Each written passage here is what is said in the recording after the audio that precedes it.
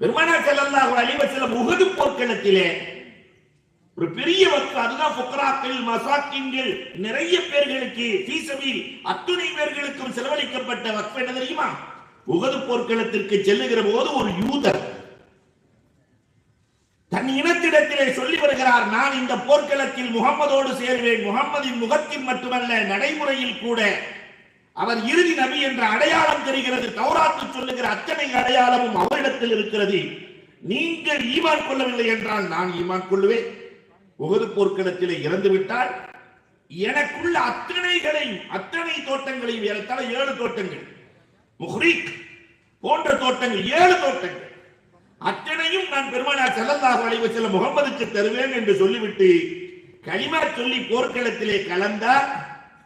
தொழுகலை எதுவுமே செய்யல, ஷஹீதானார். அவருடைய சொத்துக்கள் அத்தனையும் பெருமானார் ஸல்லல்லாஹு அலைஹி வஸல்லம் அவர் எதற்காக பயன்படுத்த சொன்னார்களோ அதிலே பயன்படுத்தினார்கள். ஃபுக்ராக்களுக்காக, மசாக்கின்களுக்காக நிறைய கொடுத்தார். பெருமானார் ஸல்லல்லாஹு அலைஹி வஸல்லம் என்பவர்கள் காலத்திலேயே கைபர் போர்க்களத்தினுடைய வெற்றிக்கு பிறகு சகாபாக்கள் லட்சாதிபதிகளாக மாறுகிறார்கள். ஏழைகளாக இருந்து